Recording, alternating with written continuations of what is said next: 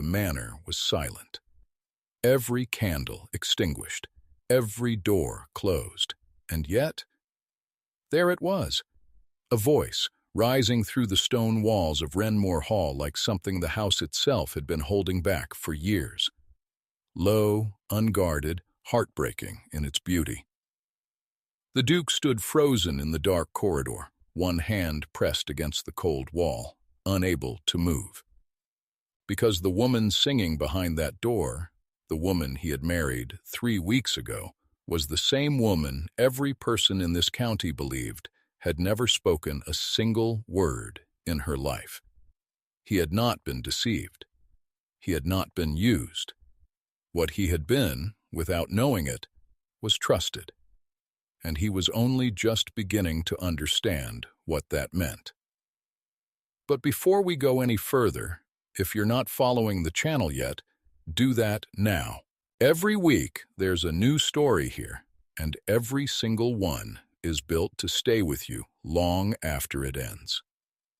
Now let's go back to that corridor, back to the dark, back to the voice that should not have existed. The manor was completely still. Every candle at Wrenmoor Hall had been put out hours before, and the last servant had retired long before the clock struck 11.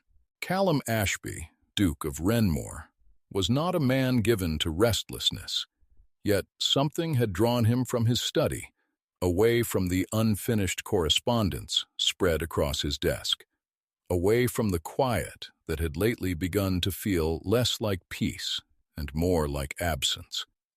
He told himself it was the wind pressing through the old casements. He walked 2 steps into the corridor and stopped. The sound came again. It was a voice, a woman's voice, singing. He pressed one hand against the cold stone wall and stood motionless, his breath suspended without his having chosen it. The melody carried no resemblance to anything performed in a drawing room or concert hall. It had none of that careful, displayed quality. It was unguarded in a way that made it almost unbearable to hear.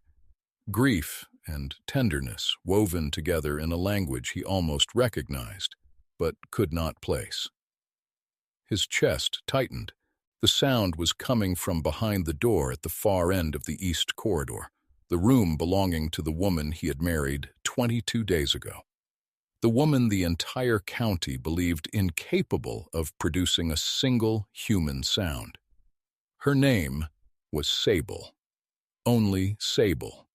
No surname recorded in any register, no letter of provenance, no family member who had ever come forward to claim her. She had been brought to Dunmore House, a charitable residence for displaced women on the edge of the county, at the age of 8, delivered by a traveling clergyman who said only that she had been found sheltering in a derelict coaching inn, and that she had not spoken a word since he found her. The matron had written 2 words in the admission book, "Mute child," as though that were a complete account of a person. She grew up learning to occupy the least possible space. She swept. She mended. She carried linens up narrow staircases without being asked.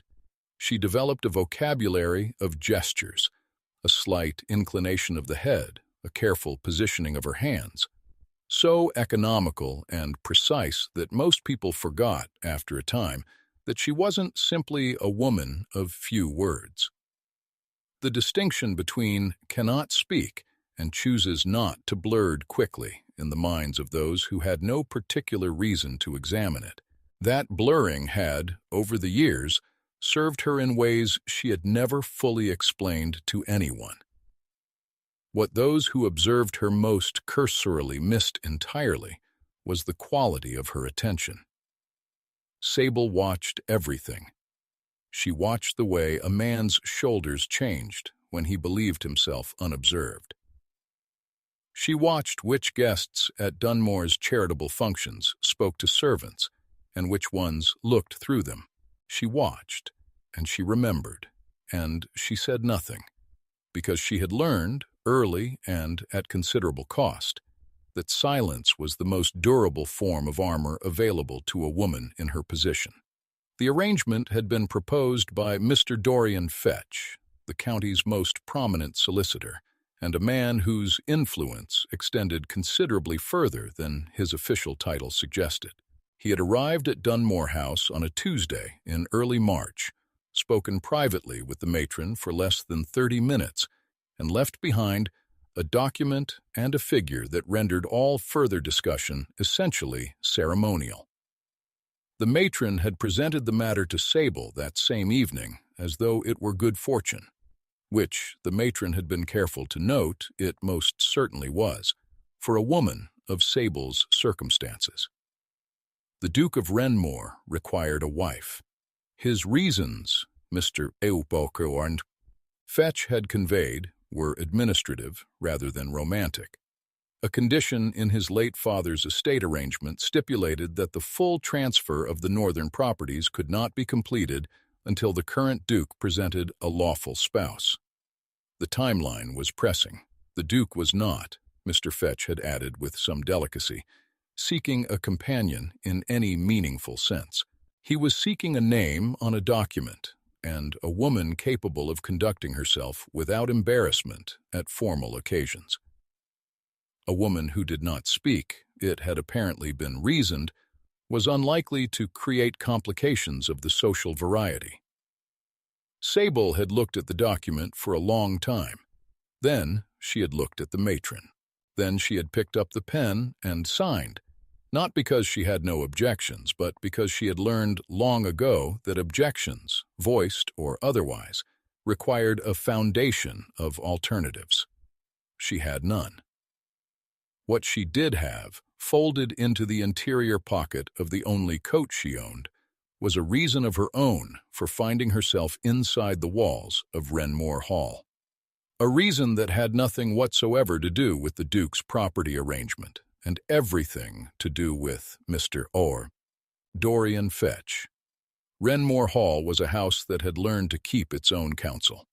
3 generations of Ashby men had moved through its corridors with the particular economy of motion that comes from inhabiting a space so thoroughly it no longer requires conscious navigation.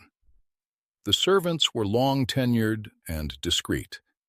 The rooms were well-maintained and impersonal in the specific way of houses where comfort has been prioritized over warmth. A visitor would have called it impressive. Someone paying closer attention might have called it lonely. Sable had been paying closer attention since the morning after her arrival. She noted the locked study on the second floor, not the Duke's working study, which faced the garden, but a smaller room at the back of the house that none of the servants referenced directly. She noted the way the housekeeper, a composed woman named Mrs. Calloway, paused almost imperceptibly whenever Mr. Fetch's name was mentioned in passing. She noted the stack of correspondence on the hall table that bore a seal she had seen before. Years before, in a context she had never been able to forget. Pressed into dark wax at the bottom of a letter that had changed the course of her life, before she was old enough to fully understand how. The Duke himself, she observed, with the same careful neutrality she applied to everything else. Callum Ashby was not what she had expected. She had anticipated coldness of the formal, indifferent variety, the polished disregard of a man who had agreed to marry a woman he considered beneath his notice. What she encountered instead was something more complicated. A man who was genuinely courteous in her presence, who had arranged for a small writing desk to be placed in her room so that she might communicate in writing if she wished, and who looked at her sometimes with an expression she could not immediately classify. Not pity, not condescension. Something closer to a question he had not yet decided whether to ask. By the 3rd week, Sable had established a pattern that drew no comment from anyone in the household. She rose early, took her breakfast in her room, and spent the morning hours in a methodical, unhurried survey of the house, always under the cover of some legitimate domestic purpose, always moving with the unhurried ease of a woman, simply becoming familiar with her new home. No one thought to question it. A new wife learning the layout of a manor was unremarkable. That she was also memorizing which drawers were locked, which rooms faced which directions at which hours of sunlight, and which members of staff were present on which days of the week, that passed entirely without notice. The writing desk the Duke had arranged had become, unexpectedly, a point of genuine exchange between them. She used it sparingly. A note requesting a book from the library, a question about the household schedule. But he had taken to leaving brief replies propped against the inkwell, and those replies had gradually grown less administrative in tone. He had asked once whether she found the east-facing room agreeable or whether she would prefer one with a different aspect. She had written back that she preferred to watch the sun rise rather than set. He had not responded to that in writing, but the following morning she had found a small pot of early flowering herbs placed on the windowsill, positioned to catch the first light. She had looked at those herbs for a long time before she allowed herself to feel anything about them. Feeling things was a luxury she had not yet determined she could afford. There was still the locked room. There was still Mr. Fetch, who visited the hall every Tuesday with the punctuality of a man who considered his access to the premises a settled matter. And there was still the thing she had come here to find, the proof that existed somewhere inside these walls, that would either restore what had been taken from her or confirm that it was gone beyond any recovery. Until she had that, the herbs on the windowsill were simply herbs on a windowsill. She repeated this to herself with some firmness. Then she went to breakfast. He arrived on a Wednesday, which was irregular. Mr. Fetch came on Tuesdays. That was established, predictable, manageable. A Wednesday visitor of any significance was therefore already a disruption to the pattern Sable had been carefully mapping. But when she heard the carriage on the gravel from her window and saw the man who descended from it, the disruption became something of an entirely different order. She stood very still behind the curtain and watched him cross the front steps with the ease of a man who had done so many times before. He was tall, unhurried, and he carried himself with the particular confidence of someone who expected doors to open before he reached them. They did. Mrs. Calloway herself came to receive him. His name, she learned from the exchange of pleasantries she observed from the upper landing, was Lord Piers Wentworth. He and the Duke had known each other since their years at university.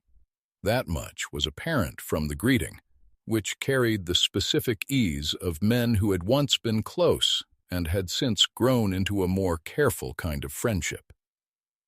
The Duke received him in the front drawing-room with something that looked, from Sable's careful remove, like genuine warmth mixed with something less comfortable.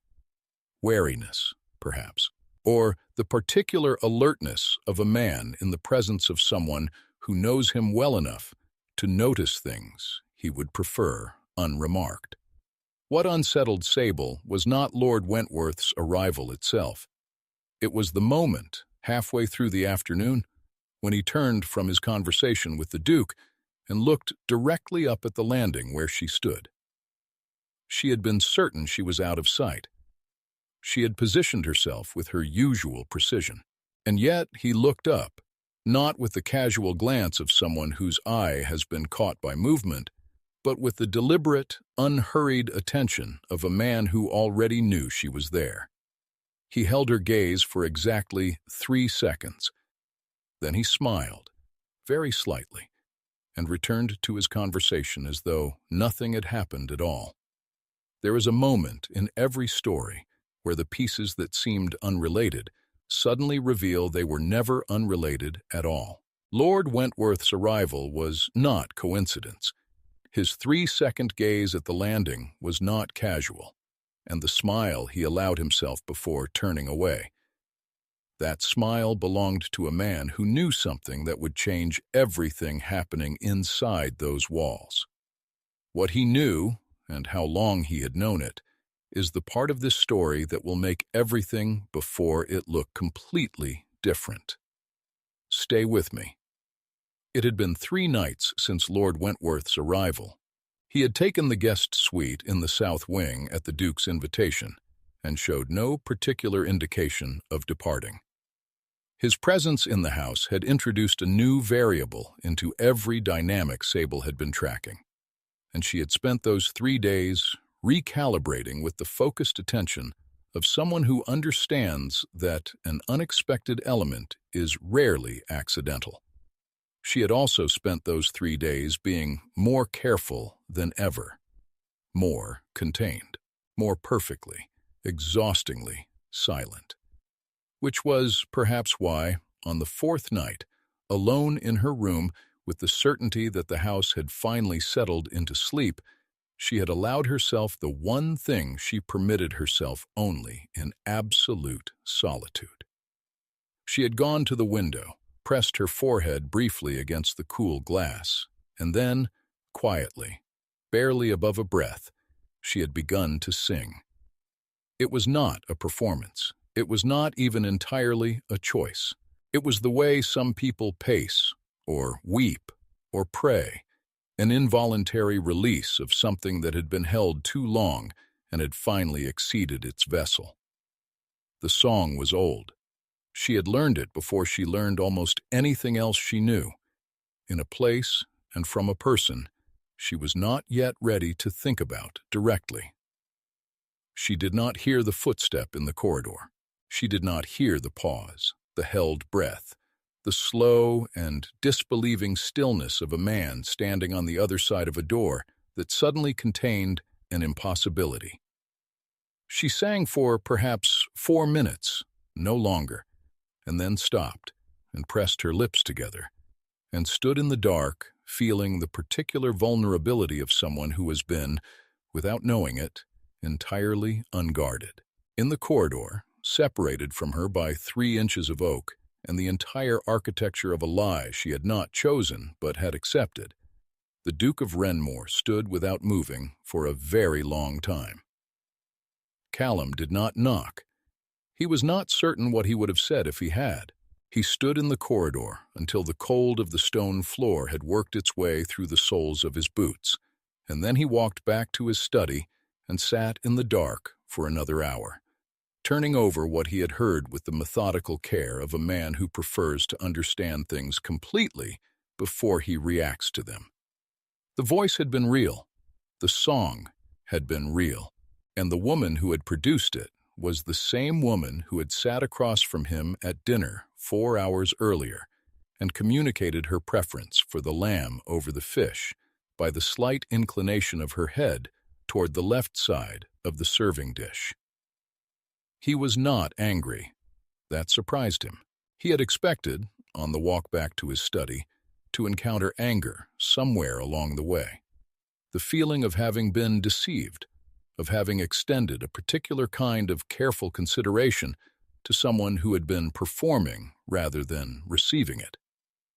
Instead, what he found when he examined the interior of the last hour honestly was something that resembled, with uncomfortable precision, relief, as though some fundamental wrongness he had been unable to name had been quietly corrected. She was not what she had been presented as, which meant, almost certainly, that nothing about the arrangement that had brought her to Wrenmoor Hall was what it had been presented as either. The song itself stayed with him in a way he could not immediately account for. He had a reasonable familiarity with music. His mother had been genuinely accomplished, and he had grown up in a house where performance was a regular feature of the social calendar. What he had heard through that door bore no resemblance to performance. It had the quality of something that exists before language, before decision, before the self-consciousness that shapes everything a person presents to the world. He had heard, without her knowledge or consent, something that was entirely and unguardedly hers. That fact did not make him feel powerful. It made him feel with a clarity that was not entirely comfortable, like a man who had been trusted with something he had not yet earned. The following morning, Lord Wentworth found him in the East Garden before breakfast. This, too, was not accidental. Callum recognized the choreography of a man who had timed his appearance with care and was now arranging his features into the expression of someone who has simply happened by. He had seen peers deploy this particular approach many times over the years, usually in the prelude to a conversation that peers had decided needed to happen and that the other party had not yet agreed to. "She sings beautifully," Piers said, without preamble, pouring himself coffee from the tray a servant had just set on the garden table. He did not look up. Callum was quiet for a moment. "You've heard her." "I heard her the first night I arrived." Piers set down the coffee pot with the careful precision of a man choosing his next words. "I recognized the song. It's not common. It comes from a very specific part of the country, from a tradition that belongs to one particular family.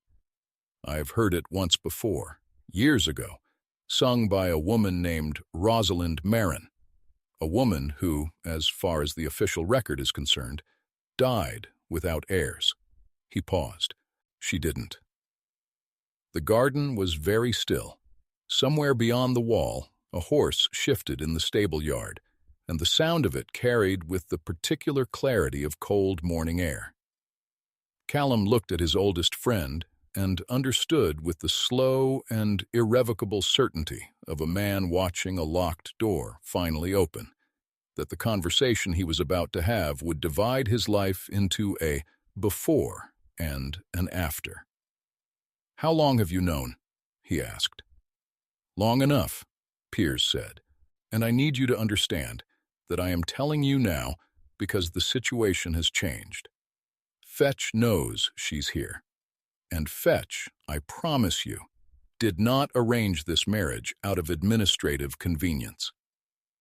It took the better part of that morning and the full contents of a file that Piers produced from his traveling case with the gravity of a man who has been carrying something heavy for too long." Callum read it at the garden table without speaking.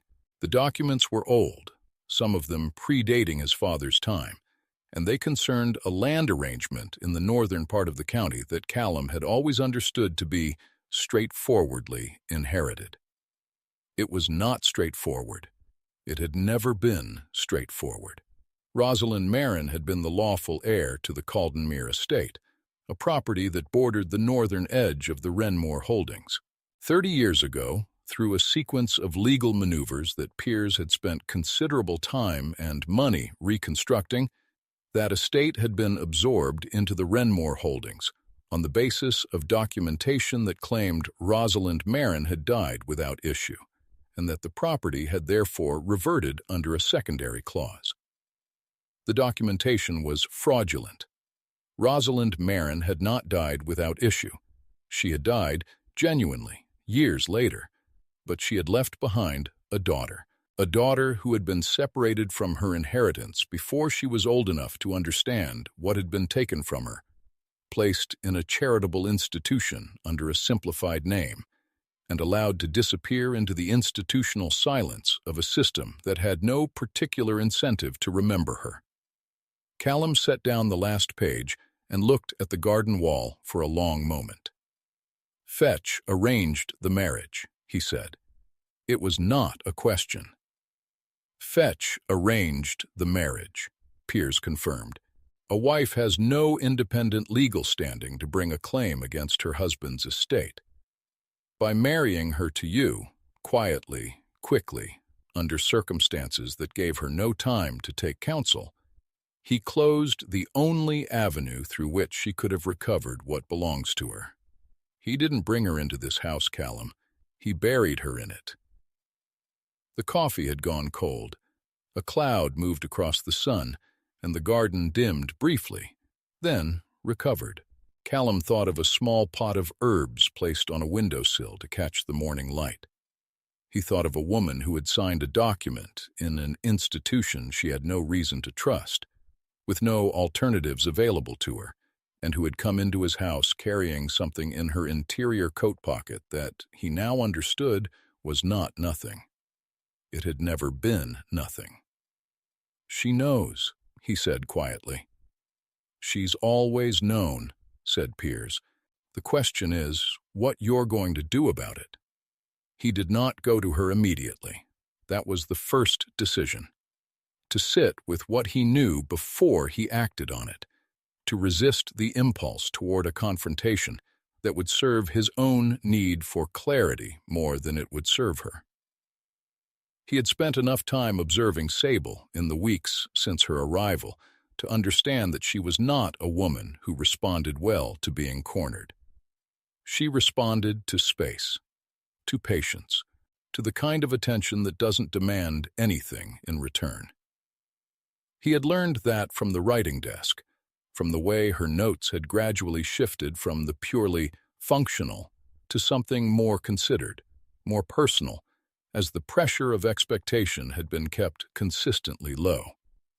He spent the afternoon in the locked room on the second floor, which he opened for the first time in 4 years, with a key he kept in the inner drawer of his working desk. The room contained his father's private correspondence, boxes of it, organized with the meticulous anxiety of a man who had known, at some level, that what he had participated in required a record kept close and a door kept locked.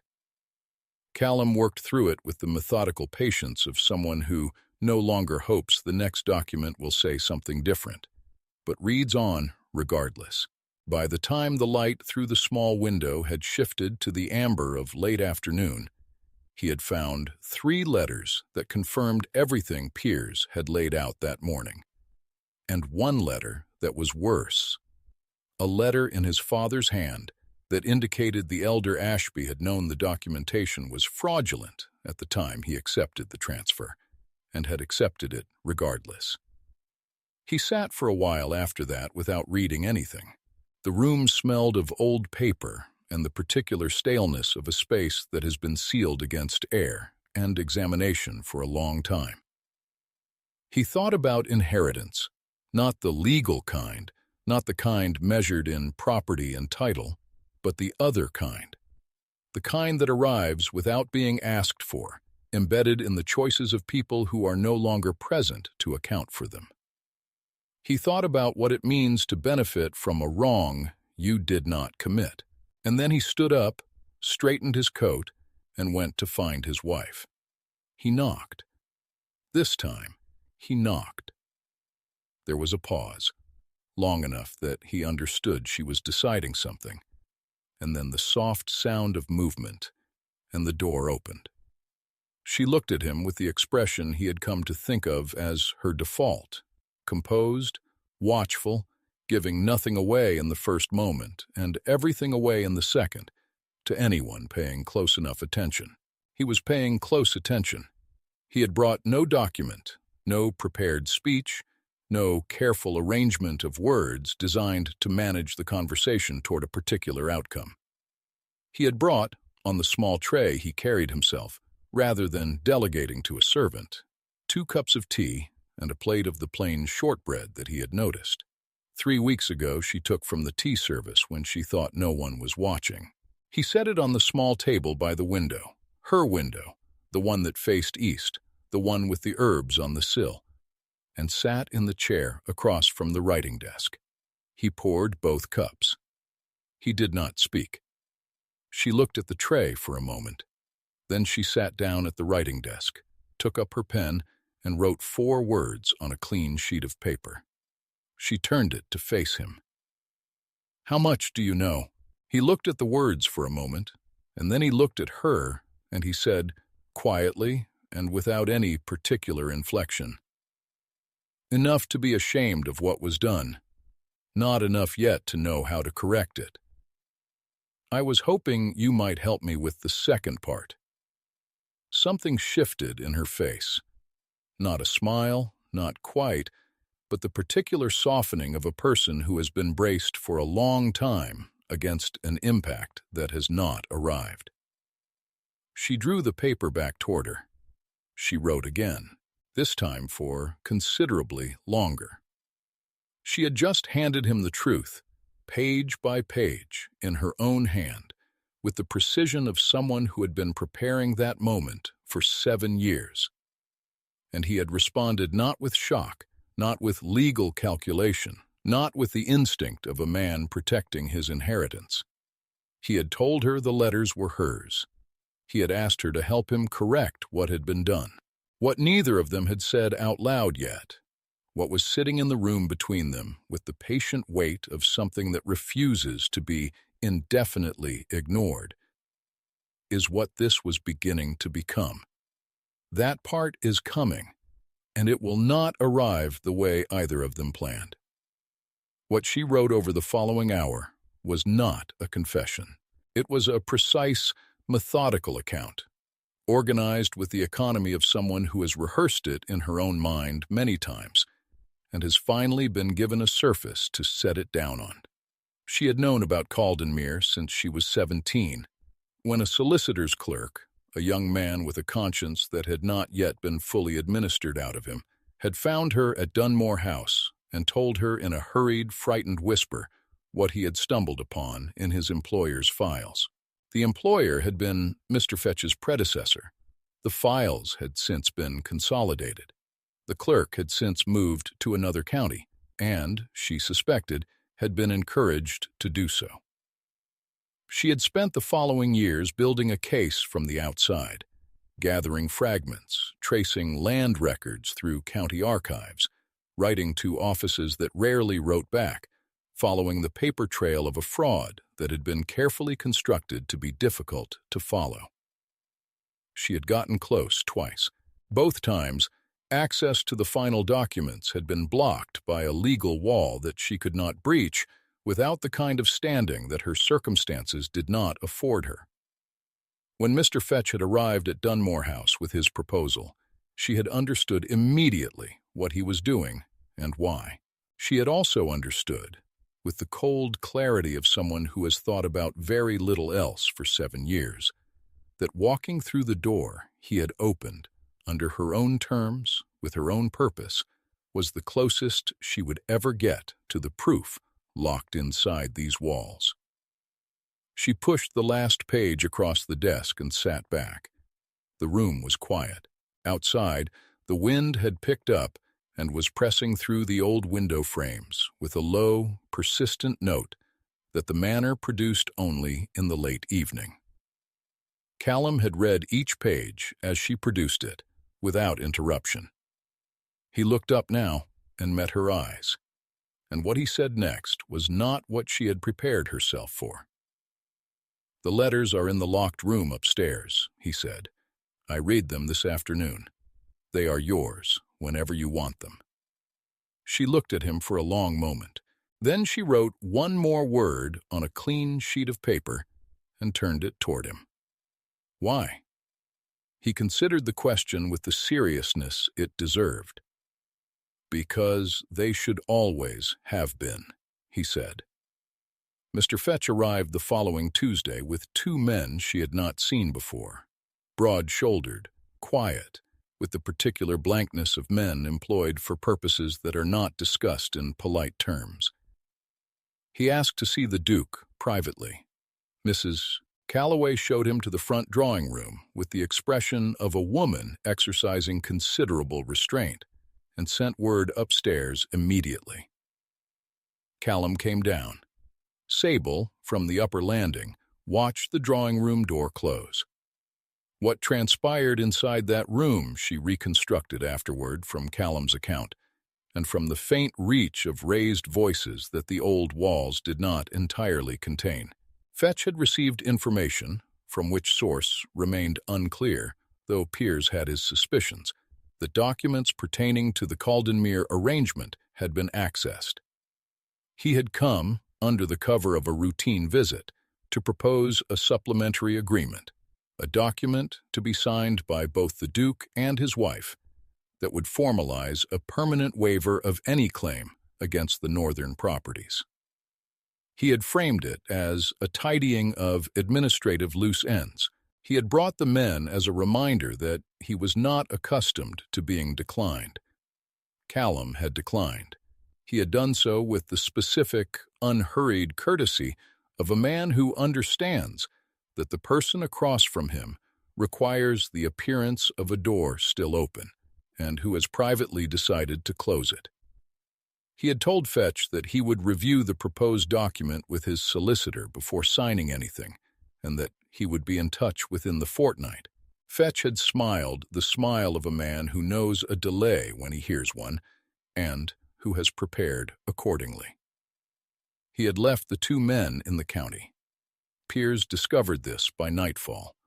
By midnight, all three of them, Callum, Piers, and Sable, gathered around the writing desk in the east room with a map of the county, and the letters from the locked room spread between them, understood that the fortnight Callum had requested did not, in fact, exist. They had, at most, days. Piers left for the city before dawn, carrying with him a sealed packet that contained copies of the three letters, a sworn statement he had prepared the previous evening, and a letter of introduction to a barrister of his acquaintance who specialized in estate fraud and who owed Piers a favor of some standing. He had explained his plan with the brisk efficiency of a man who has been waiting for the right moment to deploy something he has been quietly preparing for longer than he has admitted. Sable had read his outline twice and found two gaps, which she had noted on a separate sheet without comment. Piers had read her notes, looked at her with what appeared to be genuine respect, corrected both gaps, and departed. His choosing of a side was not, Callum reflected afterward, as straightforward as it might have appeared. Piers Wentworth had known about Sable's identity for some time before he arrived at Wrenmoor Hall. That had been established. What had not been fully established until the small hours of that morning was how he had come to know. It emerged in the unguarded conversation that follows exhaustion and shared urgency that Piers had been approached by Fetch 2 years prior and offered a financial arrangement in exchange for his silence on certain matters relating to the northern properties. Piers had declined. He had also, quietly and without informing anyone, begun to build his own record of what he knew. Not from virtue alone, he said, with the honesty of a man not inclined toward self-flattery, but because he had understood even then that the record would eventually matter. What he had not done until now was act. That failure he acknowledged without excuse in 3 sentences to Sable directly. She had listened with the stillness she brought to everything, and then she had written on her paper, "You are acting now. That is the part that counts." Piers had folded the note and placed it in his coat pocket. He had not returned it.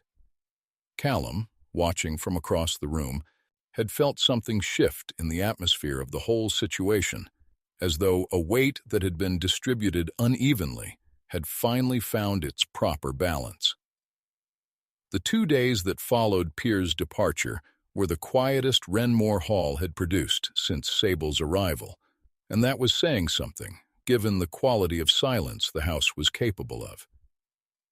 She moved through her usual pattern with a composure that she was aware, at this point, required active maintenance. The household could not know that anything had changed. Mrs. Calloway could not know. The staff could not know. Fetch's men were somewhere in the county, and the particular danger of men employed for unspecified purposes is that they watch for exactly the kind of disruption that fear produces in ordinary behavior. She produced no disruption. She took her breakfast. She walked the garden at her customary hour. She responded to the Duke's written notes with the same measured economy she had always applied. What very few people in her life had ever understood, and what she had never had occasion to explain, since explaining it would have undermined the very thing she was explaining, was that the silence had never been only a wound. It had begun as one. At 8 years old, in the aftermath of a loss so complete and so incomprehensible that language had simply failed to reconstitute itself on the other side of it, the silence had been genuine. A small person's only available response to an unsurvivable thing, held long enough that it became structural. But somewhere in the years that followed, in the margins of other people's lives, in the long hours of watching and remembering and building a case from fragments, it had become something else as well. A discipline, a practice, a way of moving through a world that consistently underestimated quiet women, that spoke freely in front of them, that left doors unlocked in their presence, and papers unguarded on desks they were presumed to be merely dusting. She had never sung in front of anyone, not once in all the years since she had last been in a place where singing was permitted, where it was, in fact, a regular and expected part of the household's evening. The song the Duke had heard through the door was the same song her mother had sung in the parlor of Caldenmere on winter evenings, with the fire going and the curtains drawn against the cold. Sable had been 4 or 5 years old, young enough that the memory existed more as sensation than as image. Warmth, the smell of wood smoke, a voice that made the dark outside irrelevant. She had kept that song the way you keep the one thing taken from a burning house, not displayed, not shared, not risked. Until the night, the vessel had exceeded its capacity, and she had stood at a dark window and let it out, not knowing that the house was still listening. Piers returned on the 4th day, not alone. He brought with him the barrister, a precise, unhurried man named Mr. Orville, who carried a leather case with the quiet authority of someone accustomed to walking into rooms where his arrival is not entirely welcome. He also brought, in a separate carriage, a county records officer and a representative of the land registry, whose presence Piers had secured through means he described only as persuasion of the documentary variety. They arrived in the early afternoon. Mr. Fetch arrived, with his 2 men and a new document, and the expression of someone who has decided that the fortnight has expired early, less than an hour later. The drawing room at Wrenmoor Hall had not contained that many people, with that many competing interests since the reading of the late Duke's will, and the atmosphere carried a similar quality. The particular electricity of a room in which several people know that the next 20 minutes will settle something that cannot afterward be unsettled. Callum stood at the fireplace. Piers stood to his left. Mr. Orville had arranged his documents on the table with the methodical calm of a man who has done this before and knows precisely how it ends. Fetch stood near the door he had come in through, which Sable noted, from her position near the window, was the instinct of a man who has already begun calculating his exit. She had not been expected in the room. That was, she understood, the last miscalculation available to Mr. Fetch, and she had no intention of correcting it in advance. When Callum said, without preamble, and in the tone of a man stating a fact rather than making a case, that his wife had something she wished to contribute to the present discussion, and when she stepped forward from the window and set a folder on the table beside Mr. Orville's documents. The shift in Fetch's expression was the most honest thing she had ever seen on his face. It lasted only a moment. Then the professional composure reasserted itself. But she had seen it. Everyone in the room had seen it. And in that moment, before a single word of testimony had been formally offered, the shape of the next hour became clear to everyone present. Then she did the thing that no one in that room, not Callum, not Piers, not Mr. Fetch, not any of the assembled officials, had expected or prepared for. She opened her mouth, And she spoke. She had just spoken her full name aloud for the first time in years. She had laid every piece of evidence on that table, with the calm of someone who had been rehearsing this moment in silence for longer than most people hold on to anything. Fetch had seen his exit narrowing in real time. The room had understood, without anyone saying so, that it was over. But there was still one person in that drawing room whose face she had not yet allowed herself to look at directly. One person whose next words would matter more than any legal proceeding, any document, any formal restoration. The Duke had watched all of it, and now he had something to say. Her voice, when it came, was low and steady, and entirely without performance. She had not used it in so many years that she had half expected it to fail her, to emerge rough and uncertain, like a room opened after a long vacancy. It did not. It came out clear and measured and precise, in the register of a woman who has rehearsed every word she intends to say so many times in the interior of a long silence that, when the moment finally arrives, nothing is uncertain. She stated her name, her full name, Sable Rosalind Marin, daughter of Rosalind Marin, heir to the Caldenmere estate. She stated it without apology and without emphasis, in the tone of someone reading a document into the record, which was in fact exactly what she was doing. The room was absolutely still. Mr. Orville was already writing. The county records officer had leaned forward with the attention of a man who understands that he is witnessing something that will require a report. Fetch had not moved, but his stillness had changed quality. It was no longer the stillness of a man composing his response. It was the stillness of a man who has run the available calculations and arrived at an answer he does not like. Callum, standing at the fireplace, was looking at her with an expression she had not seen on his face before. Not surprise, exactly. Something more like the recognition of a thing already known, finally arriving in a form that could be acknowledged. She laid out the case in 12 minutes. She had the letters, the originals, retrieved from the locked room, authenticated that morning by Mr. Orville against the registry copies Piers had obtained. She had the land records, cross-referenced across 3 separate county archives. She had the sworn statement of a solicitor's clerk, now retired to the western counties, who had been located by Piers with the perseverance of a man who had decided that this particular loose end would not remain loose.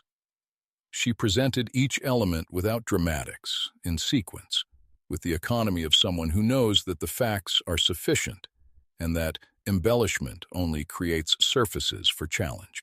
When she finished, she closed the folder, folded her hands on the table in front of her, and waited. It was the same stillness she had always brought to rooms. Only now the room understood what it was made of. Mr. Fetch left Wrenmoor Hall that afternoon, accompanied by the county records officer and a written notice from Mr. Orville that detailed, with clinical precision, the legal proceedings that would be initiated within the fortnight. His 2 men left separately, without ceremony, having apparently concluded independently that their present employment had reached the limit of whatever arrangement they had entered into. Fetch paused at the door, the front door this time, not the drawing-room door, and looked back at the room once. He looked, Sable thought, not at her, not at the Duke, but at the folder on the table, with the expression of a man saying goodbye to something he had believed was permanent. Then he went. The restoration of Caldenmere would require time. There were processes, filings, the particular administrative patience demanded by the correction of old wrongs through legitimate channels. Mr. Orville had been retained. Piers had offered to oversee the proceedings with the enthusiasm of a man who has been waiting for a purposeful task and has finally been given one. The northern properties would be formally separated from the Wrenmoor holdings within the year, and the estate returned to its lawful heir with all relevant documentation amended across every registry in which the fraud had been recorded. It would not be fast, it would not be simple, but it would be done, and done completely, and every door that had been closed against her would be opened by the same legal mechanisms that had been used 30 years before to close them. What no formal proceeding could restore was the years.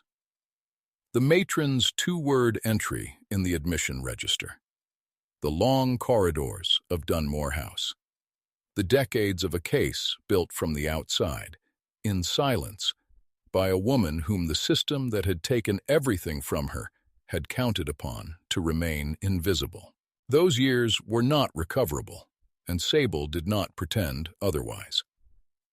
What she found, in the days that followed, in the particular quiet of a house that had exhaled something it had been holding for a very long time, was not the absence of that loss, but a new relationship with it.